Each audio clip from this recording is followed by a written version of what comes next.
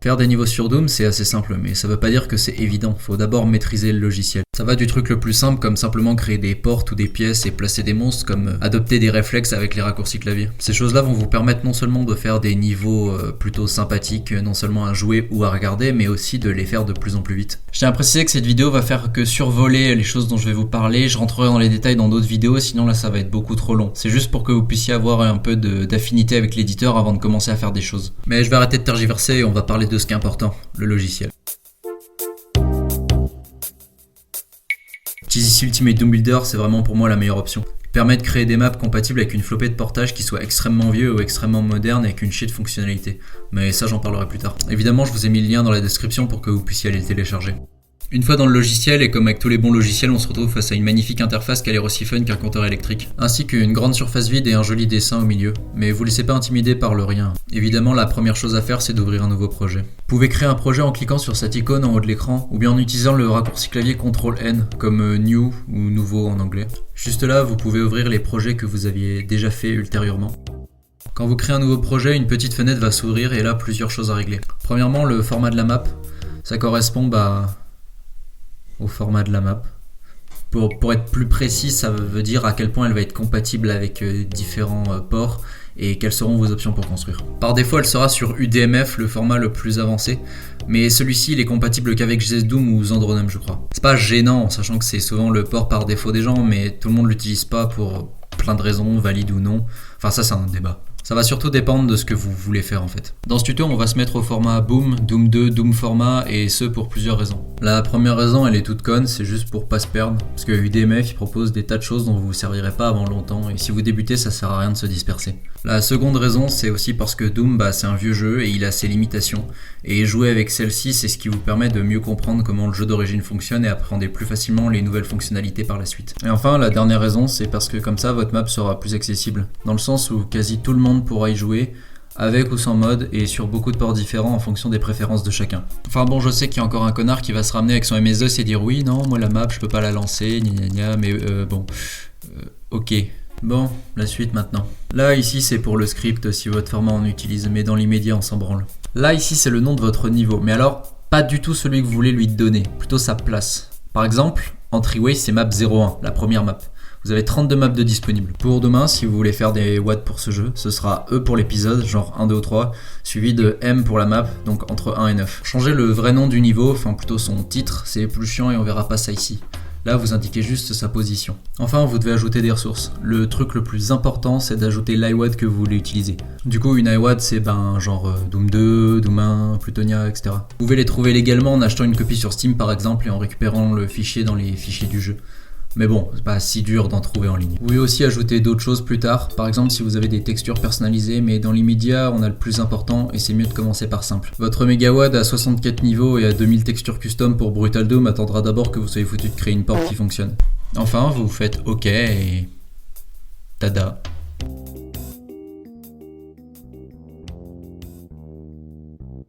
Une fois dans l'éditeur, vous avez deux barres d'outils essentiels.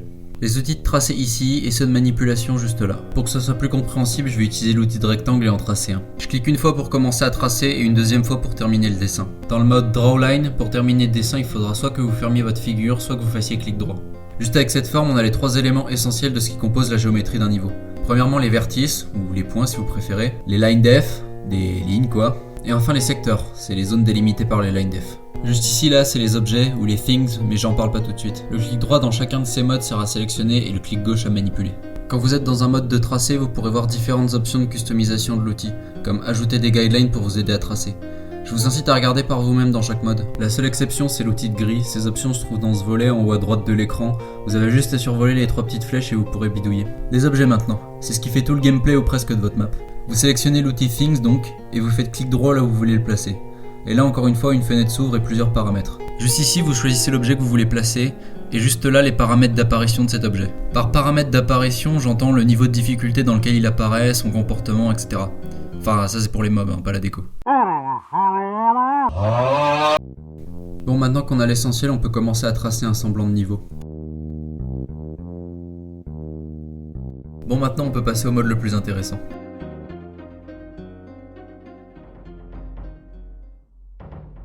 Bon, première chose, pour passer en mode éditeur 3D, c'est la touche Q.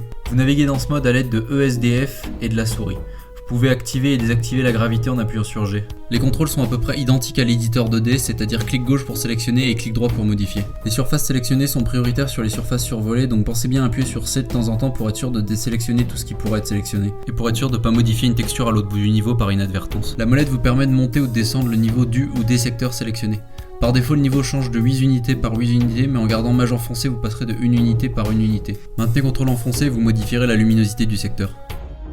Clic droit sur une surface pour modifier les textures. Vous pouvez aussi le faire depuis l'éditeur 2D, mais c'est plus intuitif en 3D. Modifier un mur revient à modifier un line def, et modifier le sol ou le plafond revient à modifier un secteur.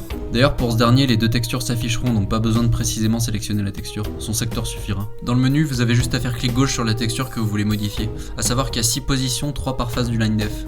Vous pouvez déplacer une texture sur le mur en gardant le clic gauche enfoncé sur la texture visée ou en utilisant les flèches du clavier. CTRL plus clic gauche sélectionne toutes les textures connectées. Maj plus clic gauche sélectionne toutes les textures similaires adjacentes. CTRL plus A aligne toutes les textures similaires ou toutes les textures sélectionnées à celles visées. Info importante aussi je pense, mais les textures du sol et du plafond ne bougent pas au format boom, donc vous pourrez pas déplacer vos téléporteurs n'importe où. Bon maintenant, supposons que vous appliquez tout ce que je vous ai appris et vous faites un super niveau hyper basique.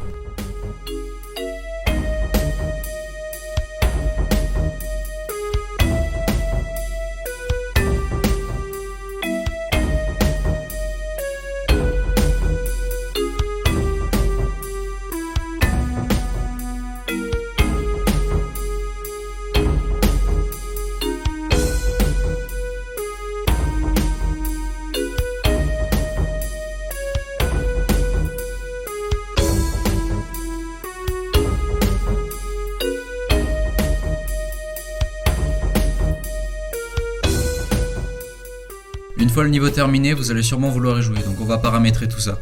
Vous allez d'abord appuyer sur F6 et aller dans l'onglet Testing de la fenêtre qui s'est ouverte. Juste ici, vous appuyez sur le plus vert et vous ajoutez l'exécutable du port que vous voulez utiliser. Ensuite, vous faites OK. Vous revenez à l'éditeur et vous cliquez juste ici en haut de l'écran pour lancer votre map. Les flèches sur le côté du bouton vous permettent de choisir précisément le niveau de difficulté que vous voulez utiliser et de retirer tous les monstres si vous le désirez.